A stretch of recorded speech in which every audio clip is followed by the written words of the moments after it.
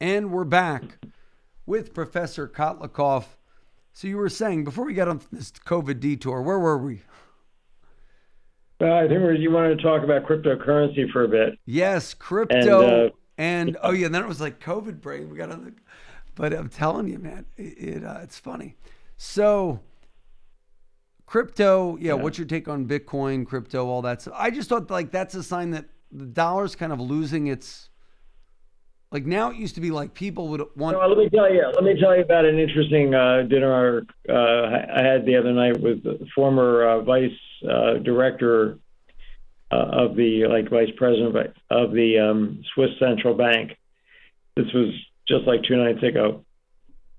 And we were talking about Bitcoin and cryptocurrencies, and he said that he feels that he thinks that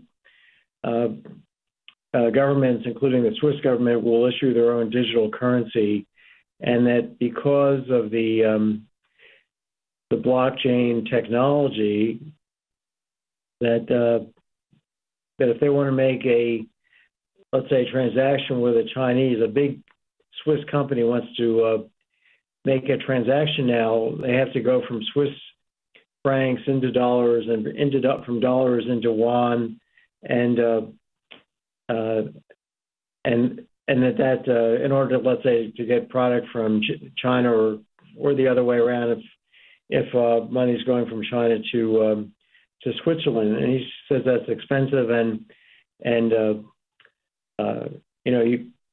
cumbersome, and that's going to go away, and because the central banks are going to be issuing their own digital currency, and they're just going to be able to swap their digital currency one for one directly without this kind of intermediary, which is the U.S. dollar. So what you were talking about, the hegemony of the U.S. dollar, the dollar being the world's reserve currency, slipping and sliding away through time, I think is true. So I would say to people that plus the fact that we're having inflation should make people aware of the fact that the dollar is likely to lose ground over time. They might want to buy the Canadian dollar, which is pretty weak, but is not likely to. Canada's got a much better managed economy and fiscal system, and central bank in terms of it's got much more control, I think, of its money supply in terms of not printing money every two seconds. So buying the the Canadian dollar might be a good hedge against U.S. inflation. It's one idea. But anyway, this is an interesting point of view from somebody in the know. Yeah, that scares me. When someone in the know backs up what I think, that's like, ooh. Because there's this... Oh, go ahead. Sorry. I was going to say, he doesn't think that the Bitcoin and the private, if you like, digital currencies had much of a future. He was of the view that state-run digital currencies would come into being, and that they would dominate, and that the other, Bitcoin and the other 999 digital currencies that people have floated out there will disappear through time. Let me just give you an analogy. We had, during the Great Depression, you'll find this very interesting, I think. I found it fascinating, but we had 3,000 different currencies printed by local towns and state governments in the Great Depression. You had towns who were printing money, stamping the back of pieces of bark from trees with some stamp, and they were using that to buy things for the government, and that the bark was circulating as money. So we had like 3,000 different currencies. So the idea that we have 1,000 cryptocurrencies out there, yeah, it can happen because we've seen it happen in the Great Depression, a very similar thing. We saw California, when it got into trouble a decade or so ago, in effect print its own money. It would pay state employees. It couldn't pay them dollars on time, so it paid them orange IOUs, or IOUs on the state of California. It was no different from printing its own money. Now, they were ultimately able to, buy back those IOUs and make good. But, in general, lots of currencies cannot coexist. You really don't need to have a zillion currencies out there in order to do transactions. You just, but you also don't need the dollar. No, I agree. I mean, I sort of think 99% of the cryptos will fall away. I do think probably Bitcoin will remain as sort of the digital gold, if you will, because of the mass. You look at Guggenheim, you look at a company called NYDIG. A lot of these big banks and Wall Street firms are now getting their own Bitcoin funds. Fidelity came up with Fidelity Digital Assets. Isn't that up in Boston by you? Sure. Mm-hmm. So I think I do see most of the cryptocurrencies going away and sort of coming what some call the Bitcoin standard, where Bitcoin would almost serve as like a world reserve asset, where you might have like a bank might have 3% of their balance sheet in Bitcoin. And then you might have the CBDC of a particular country. I probably could see a Bitcoin / CBDC world, maybe Ethereum because of the art thing. Although that to me, I don't get 99% of the cryptocurrency world. I've researched only, Bitcoin because it makes sense to me. The others don't. What did he think about Bitcoin? Or he didn't give any? He doesn't think much of it. Well, I think he thinks these things will ultimately go away, and that the Swiss digital currency and the British Bank of England's digital currency, there'll be enough digital currencies that people have more confidence in that these other currencies will lose value, and it's a highly risky investment. Let's put it that way. The better you should put your money into renovating your home, or buying a car that you can sell in a pinch, or something durable, especially in the context of potential inflation. And I think that we're seeing that. We're seeing durables and house prices going up during the last year or so. So. Yeah, who would have thought my van that I bought for my 7 kids, right? Bought it for $40,000, get the taxes and fees, it's $45,000. Guess how much that van would go for today, Larry? How much? $69,000. Oh my God. I'd sell it. Sell it and buy, I don't know, you take Ubers. There for $69,000, you might as well just take Ubers. Well, no, that would be too expensive. My wife carting around the kids to soccer and baseball. $69,000. That's amazing. I would have bought a fleet. By the way, there was a man in Utah who saw this coming. He bought a fleet of these vans. It's like Tim Dolly Nissan in Utah. The guy bought up every one of these vans that existed in the country. And now he's selling them. And it's a discounted van. You know those big old Nissan boxy vans? Yeah. That are like massive. They take up, that's us in those vans. So, but thank God we got it when we did, because man, I wouldn't want to spend $60 now. But let's say I sell that van now.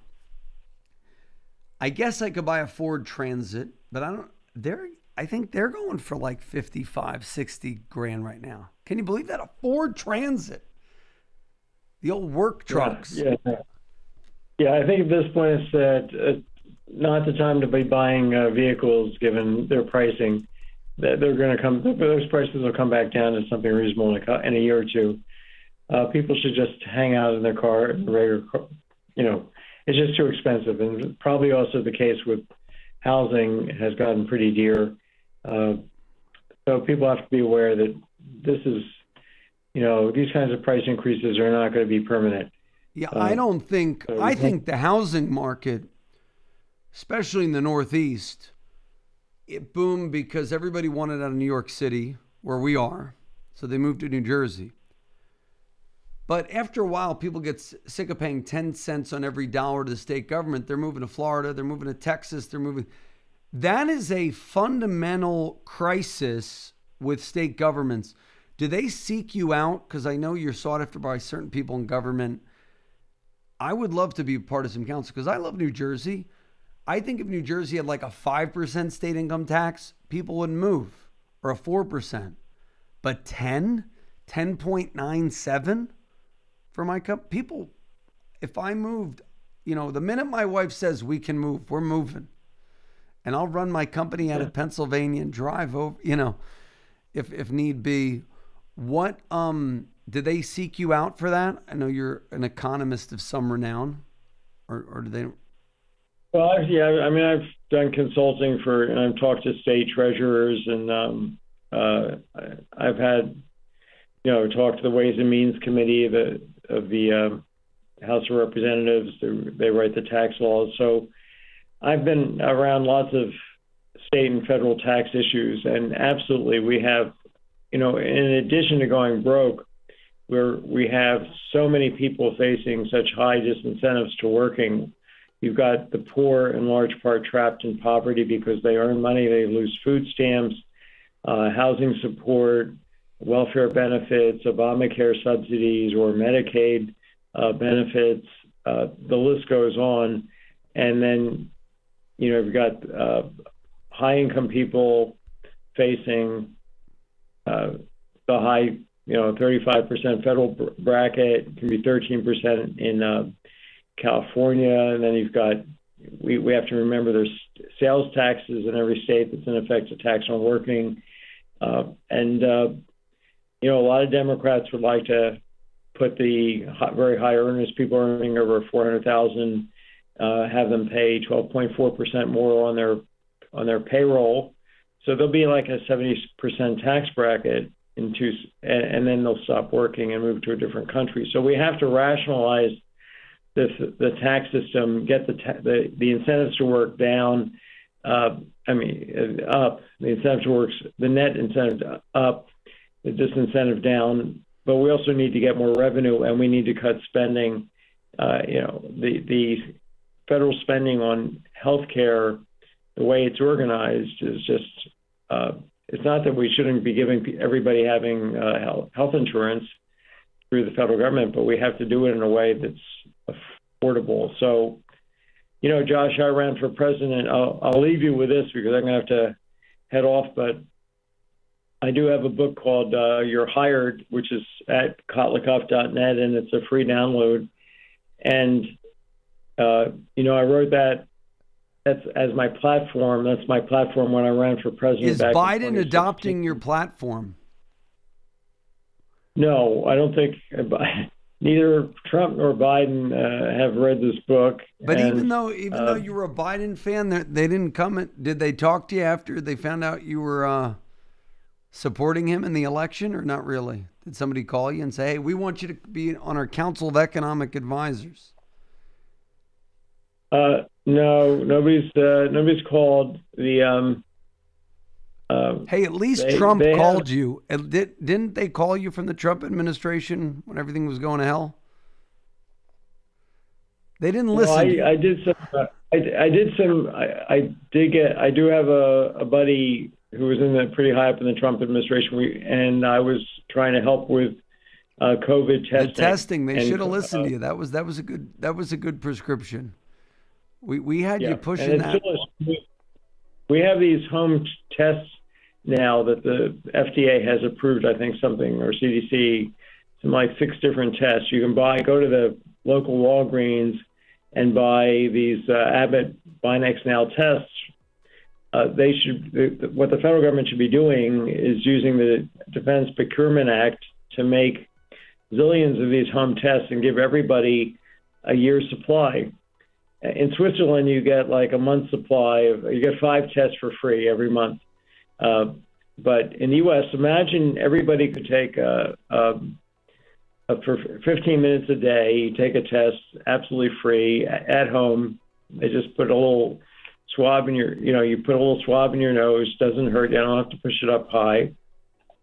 and you just see if you're clean, and then I was a big fan of that a year and a half ago. Nobody bought on to that. Yeah, and but we could get COVID over in a couple weeks if we just got everybody these tests that you can buy in the drugstore, but they're too expensive in the drugstore. So there are so many sensible things we could do and would do if I were president, but unfortunately that didn't happen. And some are bipartisan. So we'll leave it at that. I know you got to go. Thank you so much for joining us. Anything you want to plug before you go?